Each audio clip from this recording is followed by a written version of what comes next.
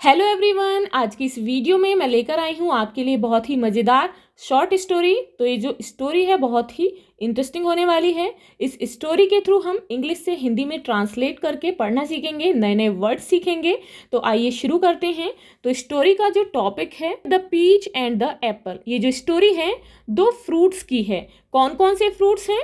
एक पीच है, पीच को हम कहते हैं आड़ू, और एप्पल सेब। तो यहाँ पिक्चर में भी है, ये है पीच फ्रूट और ये है एप्पल फ्रूट। तो ये जो स्टोरी है एक पीच और एप्पल फ्रूट की है। तो आइए देखते हैं, शुरू करते हैं।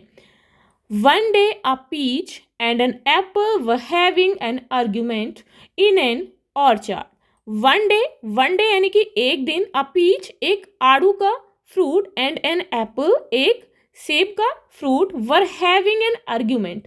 आर्ग्यूमेंट कहते हैं तर्क को, यानी कि तर्क वितर्क या फिर वाद विवाद।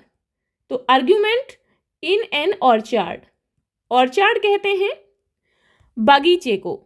ऑर्चार्ड का मीनिंग होता है बगीचा। एक दिन एक पीच और एप्पल के फ्रूट के बीच में एक बगीचे में तर्क वितर्क हो रहा था। इट मीन्स उनके बीच में वाद विवाद हो रहा था। Each was trying to prove that he was more beautiful than the other. Each was उनमें से प्रत्येक, वॉज ट्राइंग यानी कि कोशिश करना, प्रूव सिद्ध करने की यानी कि साबित करना, दैट कि ही वॉज मोर यानी कि अधिक, ब्यूटीफुल सुंदर, देन द अदर, देन अपेक्षा, देन का मीनिंग होता है अपेक्षा, द अदर का मीनिंग होता है दूसरा।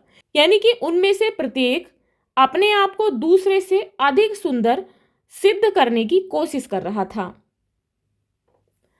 As none of them seemed to win, as जैसे कि, नन ऑफ देम उनमें से, ऑफ देम उनमें से कोई भी, यानी कि उनमें से कोई भी, सीम्ड प्रतीत होता था, टू विन जीतते हुए। As none of them seemed to win, जैसा कि उनमें से कोई भी जीतता हुआ प्रतीत नहीं होता था। इट मीन्स उनकी जीत दिखाई नहीं देती थी। They decided to settle the issue through an open debate.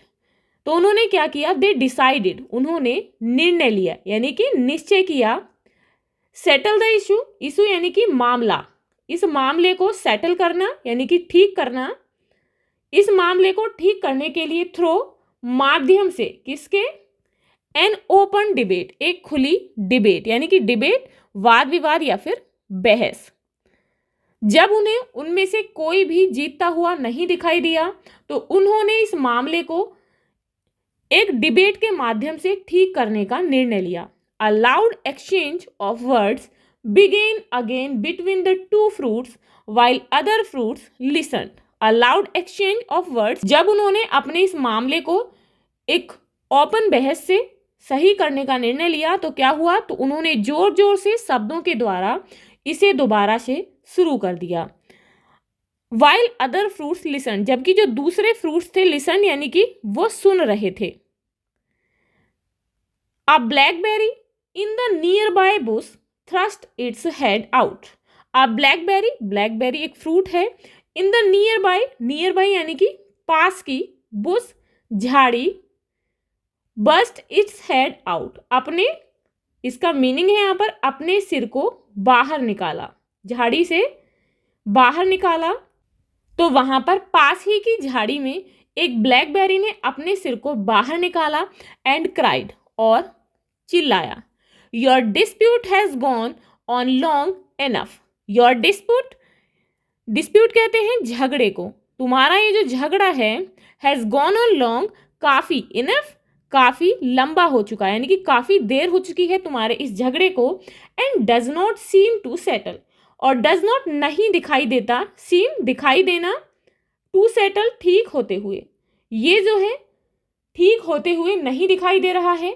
There is nothing that you will gain from it, ऐसा कुछ भी नहीं है, नथिंग कुछ भी नहीं है, दैट यू विल गेन जो कि आप प्राप्त करोगे, फ्रॉम इट इससे, अब कुछ नहीं है जो तुम्हें इससे मिलेगा। So forget your differences, shake hands and be friends again. So इसलिए फॉरगेट भूल जाओ, योर डिफरेंसेस अपने अंतर को, जो तुम्हारे बीच में भिन्नताएं हैं, अंतर हैं, उन्हें भूल जाओ। शेक हैंड्स, हाथ मिलाओ। शेक हैंड्स का मीनिंग होता है हाथ मिलाना, हाथ मिलाओ। एंड बी फ्रेंड्स अगेन, और दोबारा से मित्र बन जाओ। अगेन, दोबारा से मित्र बन जाओ। This is the only way to live in peace. Peace का मीनिंग होता है शांति। This is the only way, और यही केवल एक तरीका है, रास्ता है शांति से रहने का, और यही केवल शांति से रहने का एक तरीका है। Loudest quarrels are often the pettiest ones. Loudest quarrels, जो बड़े बड़े झगड़े होते हैं, आर ऑफन, ऑफन यानी कि अधिकतर, द पेटीएस्ट वंस, तो वो कैसे होते हैं, तुच्छ होते हैं। जो अधिकतर झगड़े होते हैं, जो बड़े बड़े झगड़े होते हैं, वो अधिकतर तुच्छ होते हैं। So moral of this story is intelligent people tend to avoid conflict. Conflict कहते हैं विवाद को, संघर्ष को। जो इंटेलिजेंट पीपल होते हैं, जो इंटेलिजेंट बुद्धिमान लोग होते हैं, उनकी हमेशा विवाद से बचने की प्रवृत्ति होती है। आई होप आपको स्टोरी बहुत पसंद आई होगी, आपने इससे नए नए वर्ड सीखे होंगे। तो ऐसी ही और नई नई शॉर्ट स्टोरीज के लिए हमारे चैनल को सब्सक्राइब करें। मिलते हैं ऐसी ही एक इंटरेस्टिंग शॉर्ट स्टोरी के साथ। If you like this video, please like and share, and if you are new on this channel, please subscribe the channel. Thank you.